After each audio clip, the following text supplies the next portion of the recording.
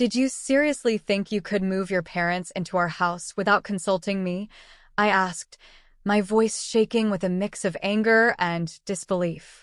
Elvin, my husband of 6 years, looked up from his laptop with a smirk that I had grown to hate.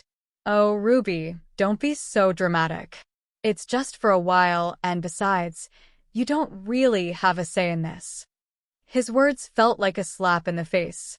This house, a lovely two-story home in a quiet suburb, wasn't just any house. It was the home my grandparents had left me, where I wanted to raise our son, Mike, away from the negativity of Elvin's family. Remember, the house is in my name, I replied, my hands clenched into fists at my sides. Elvin's smug look faded, and he looked uncertain for a moment. Our 2-year-old son, Mike, walked into the room, and I forced a smile for his sake. He didn't know about the tension between us. His chubby hands reached up for me, and I picked him up, kissing his forehead, trying to calm down. I'm not okay with this, Elvin. Your parents have never respected me or our space. Why now? I asked, trying to keep my voice steady. Elvin shrugged, which made me even more frustrated. They're family, Ruby. You wouldn't understand. Family. The word echoed in my mind like a taunt. My own family, who ran a small but loved coffee shop in town, had always been my safe haven.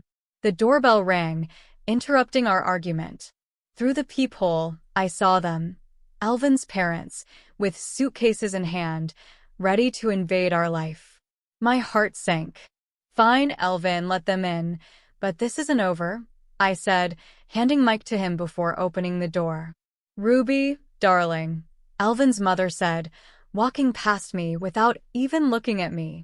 His father followed, a stern man who had barely acknowledged me since our wedding day. As they settled in, making themselves comfortable in my living room, I felt the familiar sense of being invaded. This was just the beginning, I realized. But as I watched them, something inside me changed.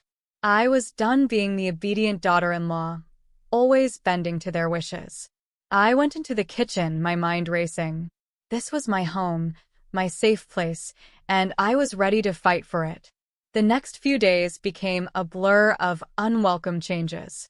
Elvin's mother, Elaine, had a way of making her presence felt in the most suffocating way. She rearranged my kitchen, criticized my parenting, and acted like our home was hers. Mike shouldn't be eating that, Ruby. It's not healthy, Elaine said one morning as I prepared Mike's breakfast.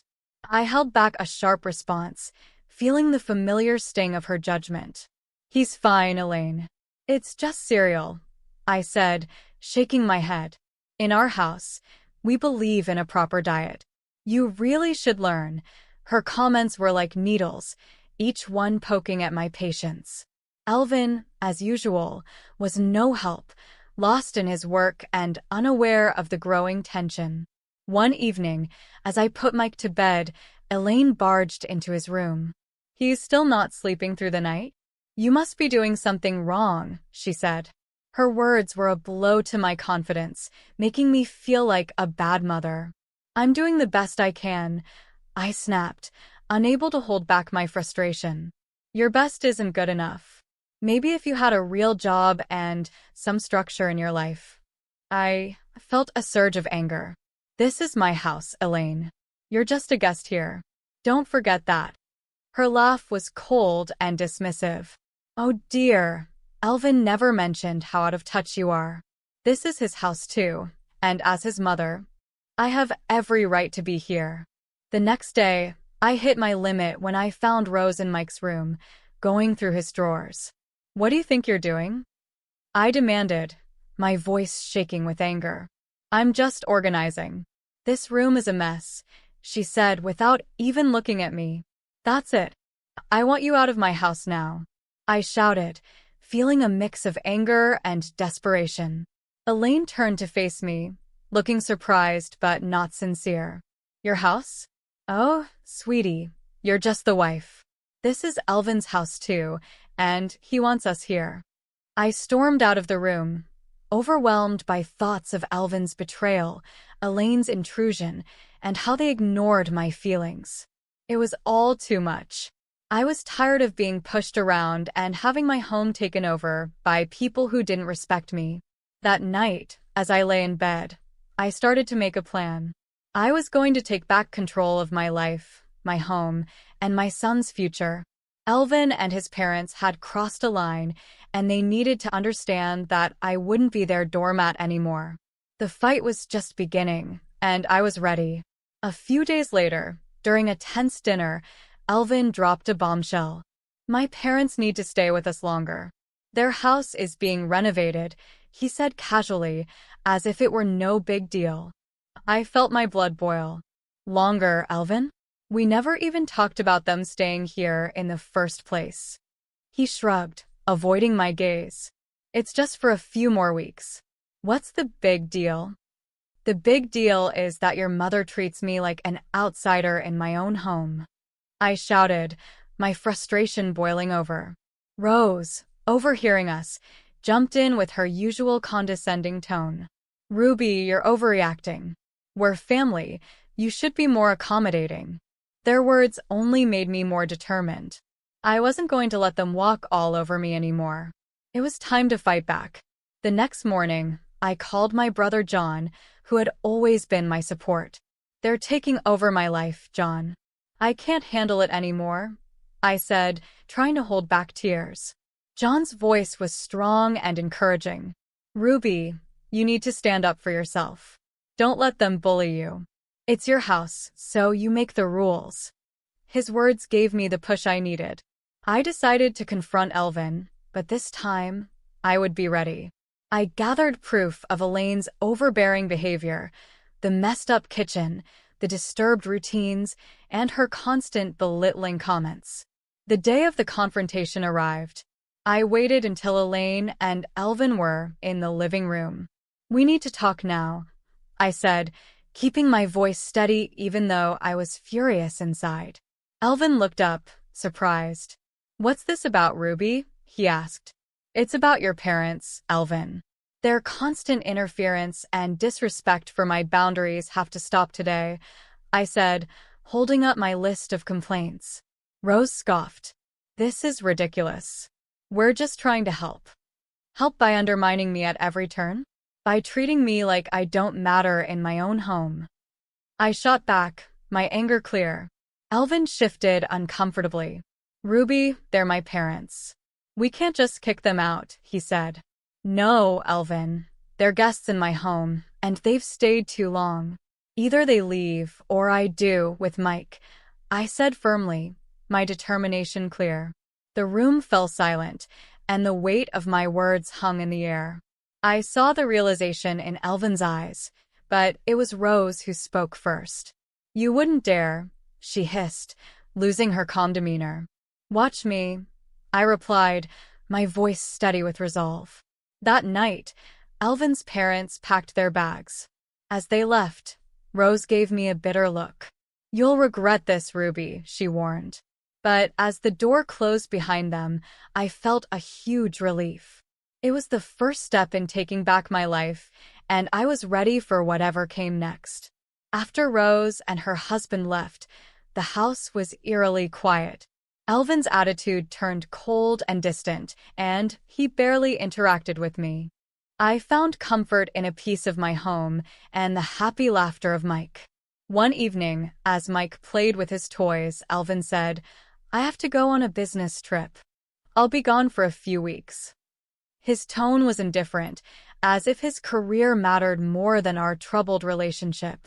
"Fine," I replied shortly, hiding my relief at the thought of his absence.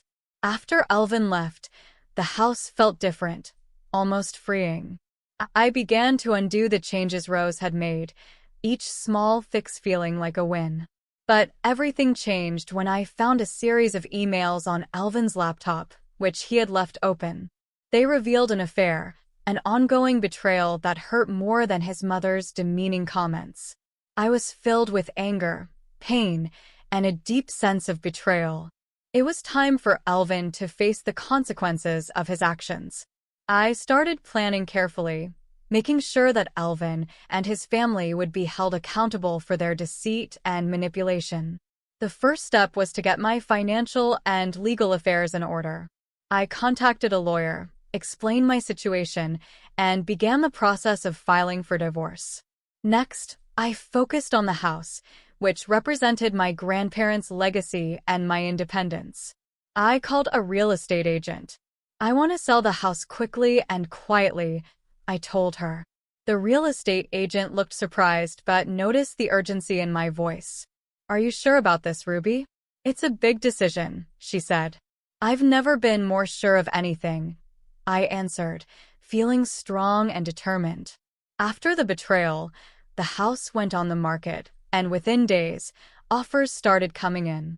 The thought of Elvin coming back to find he had lost his control over everything gave me a grim satisfaction. During this time, I reconnected with my family, finding strength in their support. "We're here for you no matter what," my father told me as I watched Mike play, unaffected by the chaos around him. I made a quiet promise to protect his happiness, no matter what. Elvin's return was approaching, but I was no longer the woman he had left behind. I was ready to face him, equipped with the truth and a plan to take back my life. When the day came for Elvin to return, the tension in the air was thick. I had imagined this moment many times, and although I was prepared, my heart raced as I heard his key turning in the lock. "Ruby, I'm home," Elvin called out, his voice echoing through the now changed space. I walked out of the kitchen, standing tall. "Welcome back, Elvin. We need to talk," I said firmly. He looked around, noticing the changes I had made. "What's going on?" "The house looks different." I stayed calm. "I sold the house, Elvin. It's no longer ours." His face showed shock and anger. "You did what?" "You can't just sell our house without telling me," he argued. "It's my house, Elvin, and after what I found out, I don't think you get to say any more," I replied, my voice calm but filled with anger. He scoffed, trying to hide his surprise. "What are you talking about?" "The affair, Elvin. I know everything." I watched as his calm act fell apart. He tried to deny it, but it didn't last long. "Ruby, it's not what you think," he begged. "I think it's exactly what it looks like. You betrayed me and our family," I responded, the hurt clear in my voice. Elvin went from shocked to angry. "You're overreacting. We can work through this," he said. "There's no we anymore, Elvin." "I filed for divorce," I said, handing him the papers. The conversation turned into a blur of accusations and denials, but I stood firm. The man I had married was gone, replaced by someone driven by selfish desires. As he stormed out, promising to fight the divorce, I felt a mix of freedom and worry. I had taken the first step toward a new life, but I knew the struggle wasn't over. In the weeks that followed, everyone learned about our situation. Elvin's parents, who had been so confident and overbearing, were now caught up in the fallout from their son's actions. They tried to contact me, but I ignored them completely. I focused only on Mike and finalizing the divorce. When the court hearing day arrived, Elvin looked defeated, finally realizing the gravity of what he had done. The judge granted me the divorce and custody of Mike, and I felt a sense of justice. Elvin's attempts to reconcile after the hearing were ignored. "You made your choice, Elvin. Now live with it," I said, walking away from him for the last time. News of our divorce and Elvin's affair spread quickly, damaging his reputation and relationships. His parents, who had once been proud and judgmental, were now shunned by people who had previously respected them. As I walked out of the courthouse holding Mike's hand, I realized this was not just an end but a new beginning, a fresh start for both of us, free from deceit and manipulation. The future was uncertain, but it was ours to shape. Life after the divorce felt like coming out of a long, dark tunnel into the light. I had regained control not just of the house, which was now sold, but of my life. Mike, happily unaware of the adult issues, thrived on the love and stability I gave him. My days were busy but satisfying, focused on rebuilding our lives and managing the coffee shop, which had become my safe haven.